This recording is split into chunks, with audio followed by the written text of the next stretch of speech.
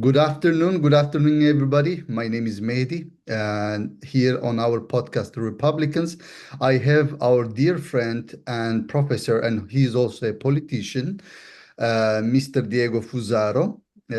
He's from Italy, and as also I mentioned before in my post and on Facebook, is one of well-respected professor and the philosophers in Italy.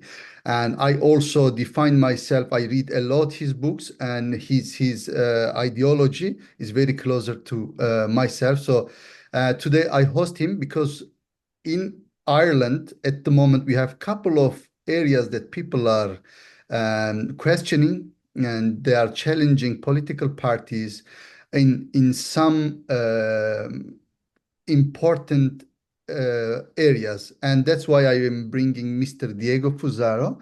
And I would like him, first of all, thank you so much, Mr. Diego Fusaro, for joining us today. It's very important your contribution, and thank you so much again. Would you mind to tell us about yourself to our audience? Who is Diego Fusaro?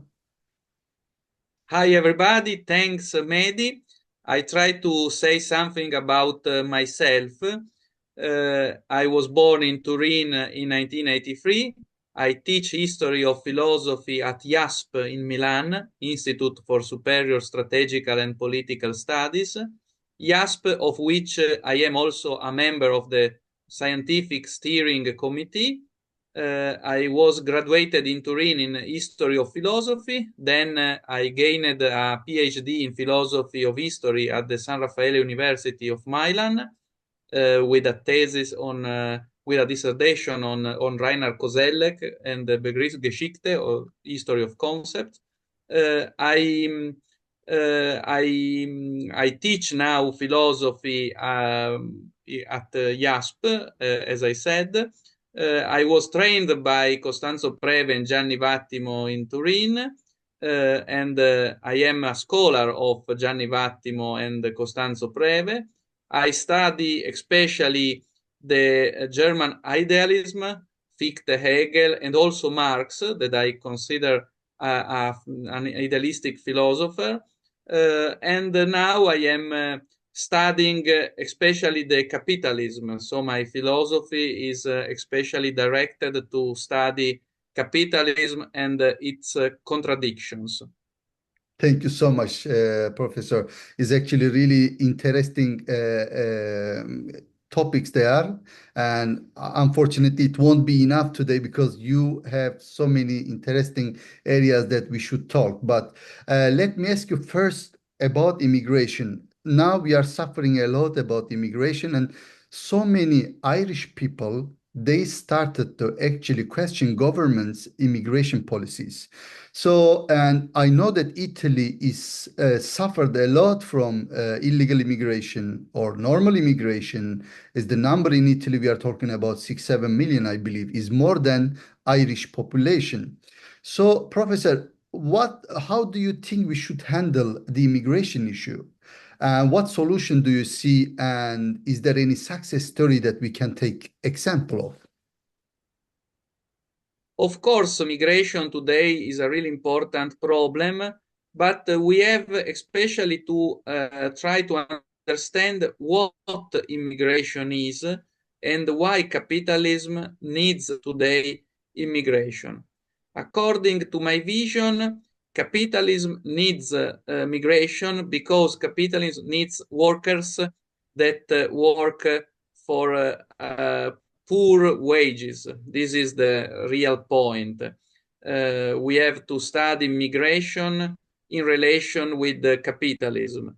Capitalism always wants to pay less and less workers, so the migrants are the ideal way to have workers with low wages. This is the real point. Capitalism loves migration like Dracula loves the blood, I would say. But also Marx in the Capital uses this argument. According to this vision, our enemies are not the migrants, but capitalism that uses the migrants especially for three reasons, I think. First of all, as I said, to have workers that work for low wages. Second question, related to the first one, capitalism uses migrants to generate competition between the workers. Of course, if you are an Italian worker or a French worker that is used to be paid, ex hypothesis, 50 euros for a day, I suppose. Of course, if now arrives a worker that makes the same as you, but for 10 euros for a day, of course, you should do the same to be competitive. So capitalism uses migration to make poor the working class. The third reason is the following one. Capitalism loves the horizontal struggles. So when the Italian workers fight against the migrant workers, this is the triumph of capitalism, because the ruling class can rule in the best way, of course. And of course, the mediatic propaganda with the TV, radio, internet always speaks about this struggle, migrants against Italians, French.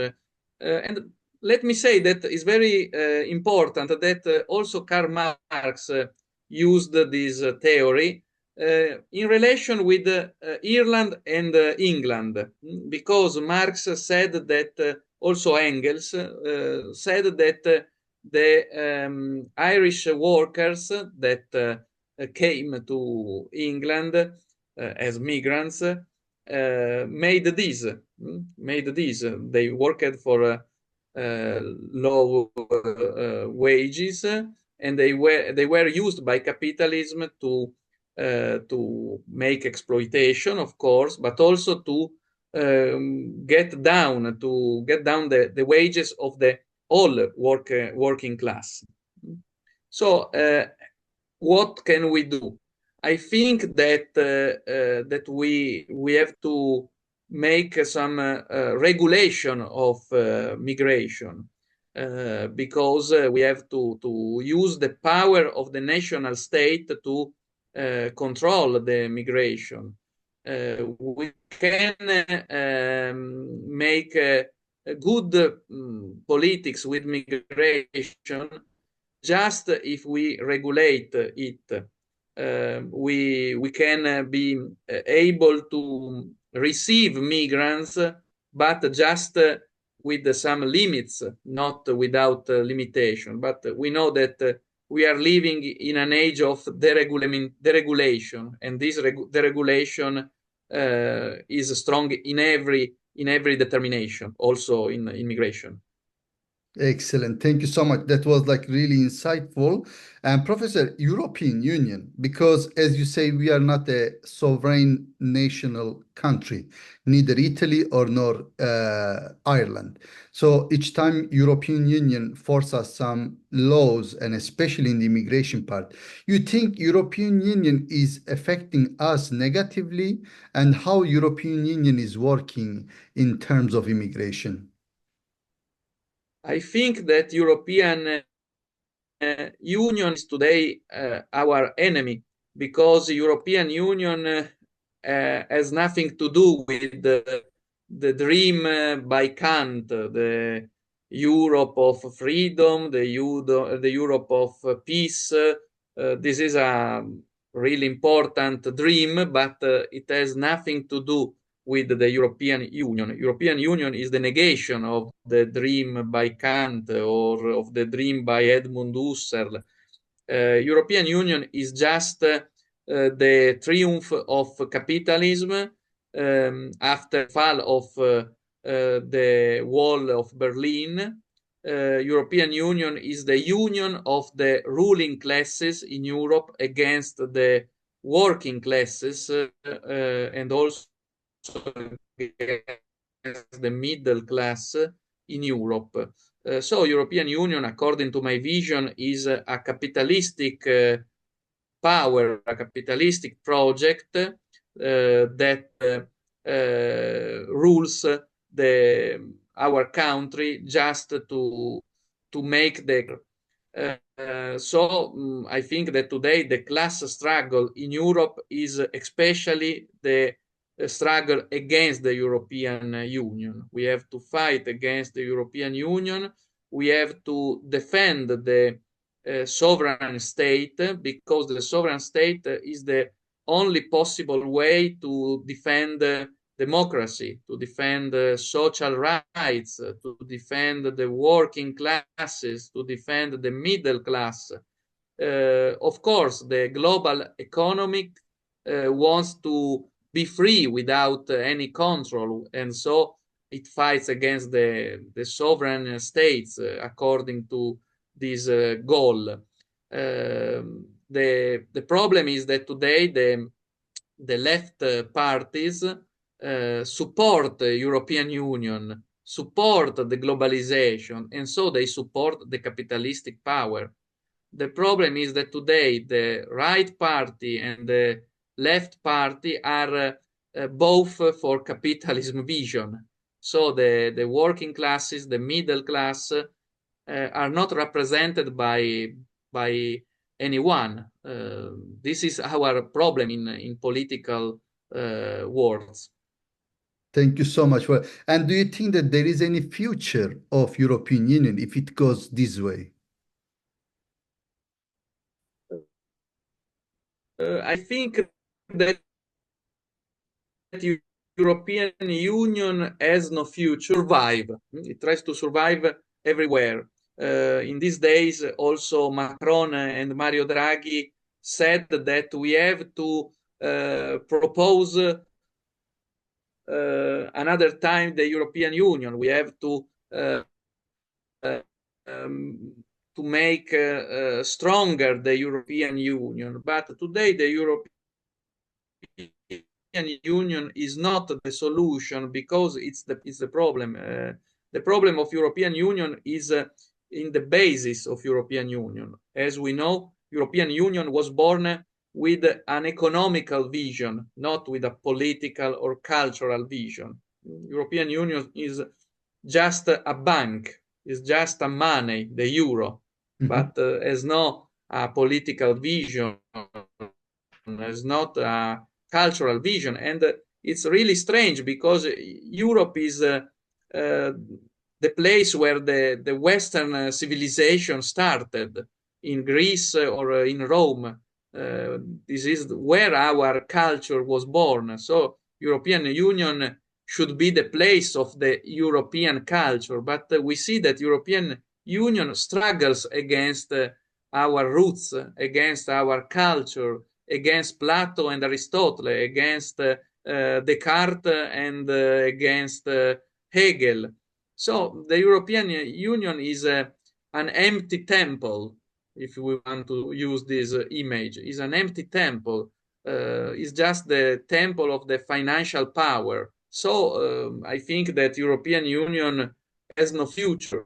The European Union is just the capitalistic power. We should also speak about the fact that European Union is totally under the USA control. Many people say that European Union is a sovereign power that makes the single states stronger, but it's not real. European Union is just power under the control of USA. If Washington says that the European Union should be against Russia, European Union is against Russia, even if this conception goes against the European Union interests, as we know. Exactly. And as you said, and we saw the example in Ukraine, We saw the example in different countries, especially with like Ireland or UK. United States is interfering a lot in European Union. But by saying that, as you mentioned about United States, about America, and you know that now election is happened and Trump won that election. It was a little bit expected his victory. And what do you think? What is your opinion on his victory, Professor? And should Europe be concerned? I think with a sentence that worse than Trump is just Kamala Harris. So I am happy that Trump won, but I don't think that Trump is the solution. Trump is a capitalistic man. Trump is totally with Israel. Trump is totally for the financial power. Some years ago, he made an important deregulation in favor of the Wall Street power, or maybe we should better say Wall Street power. But in this condition, I think that Trump is better than Biden, Obama, Kamala Harris for many reasons. First of all, Trump is not against Russia. First of all, Trump wants to have a diplomatic solution for the war, and this is a really important question. I should say that Donald Trump is, so to say, the unhappy consciousness of the capitalism today. I use the Hegelian, the unglückliche Bewusstsein, as Hegel said. Trump, of course, is a product of a capitalistic world, but let me say, is a contradiction of capitalistic world. Trump, of course, wants free market, wants capitalism, but he represents another way of being capitalistic. So I think that he's better than Kamala Harris or Joe Biden. I am not a supporter of Donald Trump. I am socialistic and not capitalistic. But if we should think about the reality and not about utopian words, I think that Trump is better than Biden or than Kamala Harris. Thank you so much. That is actually very important because between those two, and even many American people, many Democrats said that after some point, Trump was better than Kamala Harris. So one thing that it actually I wanted to ask in relation to Ireland, Professor, Trump in past expressed because his idea, he's a businessman, he's a capitalistic man. So once what he wanted to do, reduce the corporate tax or convince American companies to come back to America. And you know that in Ireland, we have so many American companies. I believe over 1,000 was recently I was checking, and they stay here like Apple, Twitter, I mean X, or Facebook, and all of them. And we, our one of the main source of income as an Ireland is those corporation tax. And what is your thought about like his idea? And obviously by doing that, we will be in big danger, I would say, because we have not much good production facilities in Ireland and is a tax heaven.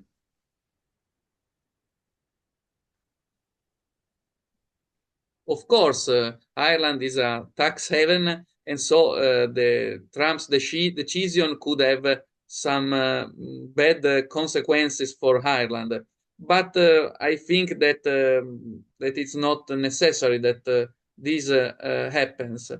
Of course, Trump has a vision different from the one by Obama or by Biden. Trump is more national than cosmopolitan. So America first sentence, the quotation that Trump always uses. So I think this way brings us not beyond capitalism, but in another form of capitalism. But we always are in capitalism also with Trump. I think that the great problem that the United States have today is the problem with China, not with Russia, because China is a great power, sovereign power, with sovereign money, with a strong army. So I think that in the future, the real problem for USA will be the China power. But of course, China doesn't want wars. China use another way to occupy the world, uses the economic way, the win-win model. When China goes to Africa, China builds streets, hospitals, and so on. But this is a win-win strategy because also China makes business. It's an imperialistic way of doing some, maybe yes, but uh, of course it's better than the imperialistic way by USA that uses just bombs, imperialism, and so on. We should see what could happen from this situation. Also with Trump, Trump is not a friend of China, of course. Maybe we should see some consequences. I am sure it will be some consequences there.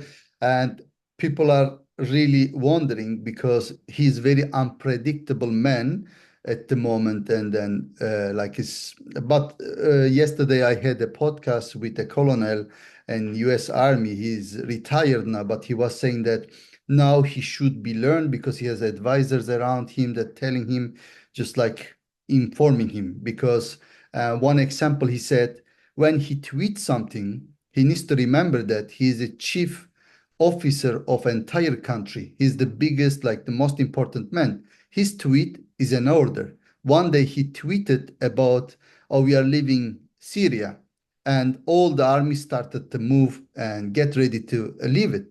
But nobody in the army, they knew actually there was an order. Everybody takes serious those kind of stuff. So I hope, and he's much more clever this time and more careful about the future. Professor, here in Ireland, actually, Ireland's future is a bit, I would say, economically especially is danger, but also culturally, I would say, because as you said, European Union, liberal politicians, they keep forcing us their ideologies, and now the hate speech. We have now new hate speech. So basically, if you even misidentify somebody, instead of saying the mister, you say if that person identify as miss, and you can be in great danger. And I would like to ask you, because you follow the Europe politics and Ireland politics, how do you see Ireland's future, especially after the Brexit? I think that Ireland should follow the way of England, should go out from European Union. But this is also for the same for Italy or for France or for Germany. Of course, if Germany goes out from Europe, Europe is ended. But Exactly. this is an hypothesis. I think that Ireland should go against the European Union because Ireland is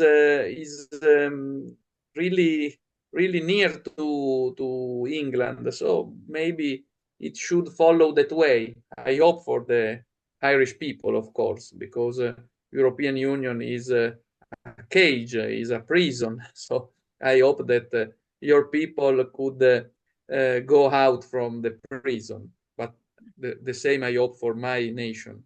Exactly. Thank you so much for that, Professor.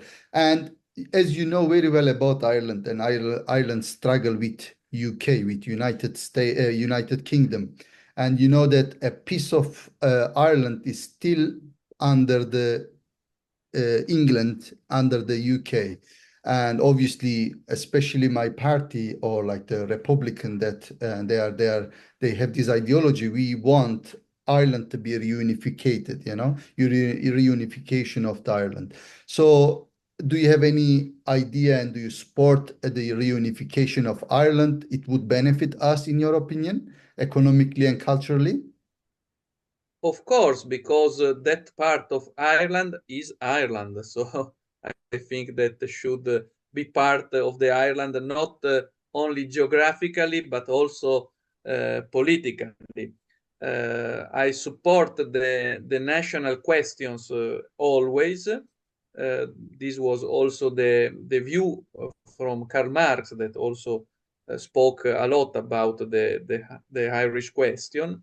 I think that Ireland should be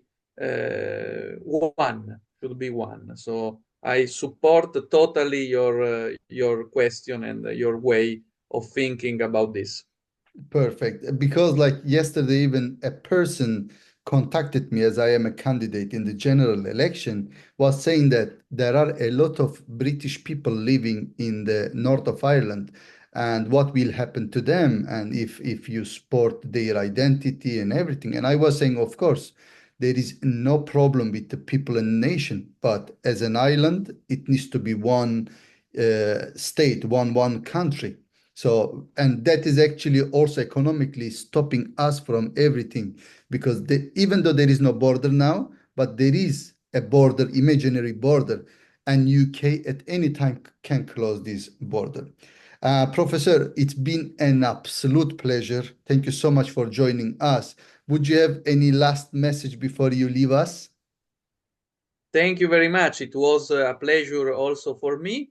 And as the last message, I would say that we have all to think with our mind. This is the most important question today because today a lot of people don't think with their own mind. This is the most important question. Thinking with our mind is the way of making philosophy. Thank you so much. Thank you very much, Professor Diego Fusaro. And it was an absolute pleasure. And I hope Irish people, after listening that, they will have a good thinking of the future, our future, and in 2 weeks we will have general election that would also affect positively. Grazie mille. Thank you so much.